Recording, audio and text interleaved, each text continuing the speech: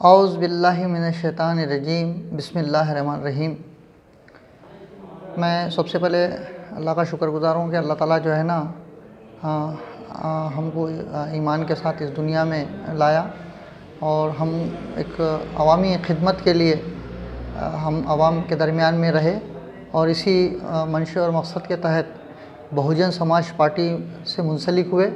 और इस पार्टी से मुंसलिक होने के बाद इस पार्टी के नेशनल सदर कुमारी मायावती बहन जी कुमारी मायावती जी और इस रियासत के state coordinator doctor R S. Parveen Kumar साहब और रियासत के सदर मंदा प्रभाकर साहब ने ज़िले हैदराबाद के लिए इंचार्ज मुकर्रर किया है। इस ओहदे के ज़रिए हम बहुजन समाज पार्टी को इस ज़िले हैदराबाद में आवाम तक ले जाने के लिए हम काम करेंगे। बहुजन समाज पार्टी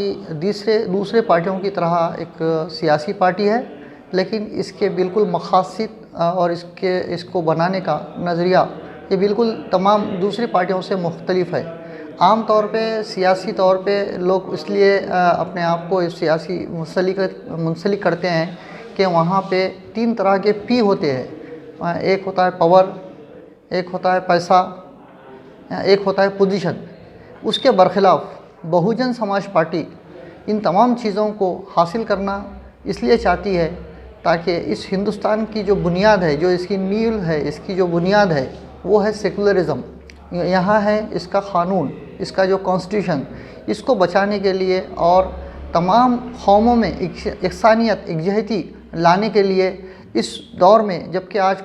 नुमाया नज़र आ रहा है कि इस देश को जो है ना हिंदुत्व की तरफ, हिंदू राज की तरफ, राम राज की तरफ ले जाने की कोशिश की जा रही है। लेकिन इन कोशिशों के दरमियान एक्चुअली इस जो मुल्क की जो बुनियाद है, सेकुलरिज्म मुल्क की बुनियाद है, यहाँ पे रहने वाले वो मुसलमान हैं जिन्होंने इस्लाम के नाम पे कायम होने वाले मुल्क को रद्द कर दिया और उन्होंने पाकिस्तान को ठोकर मारकर अपने मादर वतन हिंदुस्तान को अपनाया और यहीं पे अपनी मुस्तकिल सुकूनत को तरजीह दी। और उन्होंने जिन्ना को और तमाम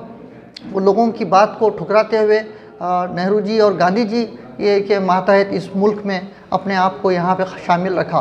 अब 100 साल से ज़्यादा अरसे के करीब आ गया है कि जो आरएसएस अपनी इस कोशिश में लगी हुई है कि इस मुल्क को फिर से पहले की तरह यानी कि मनुवाद की तरफ लेके जाए। इनकी जो किताब है मनुस्मृति, और उसमें जिस तरह पहले इस तरह के ब्राह्मण, वैश्वी, शूद्र और ये तरह के जो कैटेगरीज़ होते थे वो फिर से उस तरह के माहौल को पैदा करने के लिए और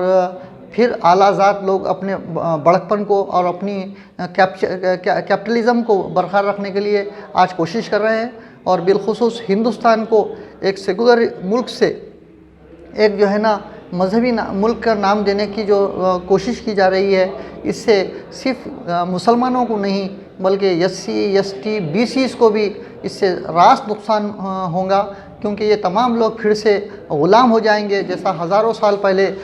यहाँ पे एक ग़ुलामी का माहौल था, फिर तरह ब्राह्मण्स के हाथ में यानी कि पूरा पावर उनके हाथ में हो जाएगा और माबाकी पूरे लोग उनके मातहत हो जाएंगे। उसी की वजह से इस हिंदुस्तान की जो मईशत को नुकसान पहुंचा के तमाम चीज़ों को प्राइवेटाइज़ करके और उन लोगों को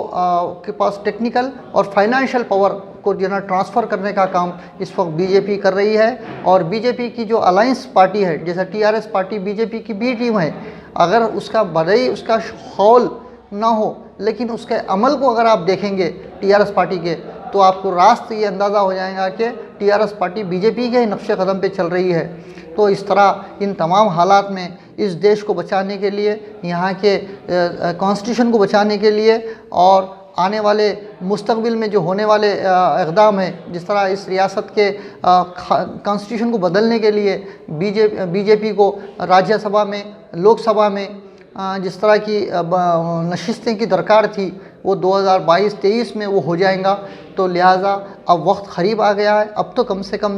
जागो। और अगर उनको हकीकी माने में रोकना है तो बीजेपी और बीजेपी से मुंसलिक जमातों को जो है ना हुकूमत से दूर करना ही हमारा एक वाहिद मकसद है, ताकि हम अपनी और अपने आने वाली नस्लों की ज़िंदगियों की जो है ना हिफाजत कर सकें, इस मुल्क के सेकुलर निज़ाम की हिफाजत कर सके और जो डॉक्टर भीमराव अंबेडकर साहब जो क़ानून बनाए थे, जहाँ तमाम लोगों को यकसां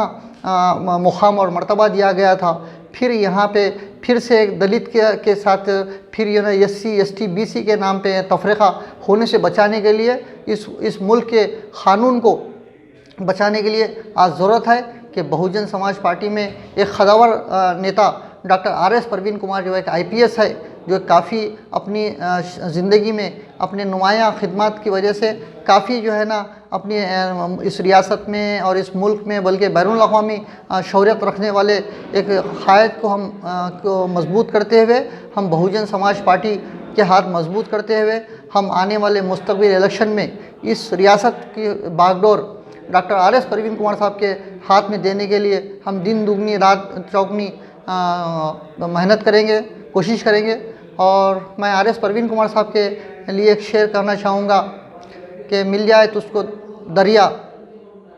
तो समंदर तलाश कर, मिल जाए तुझको दरिया तो समंदर तलाश कर।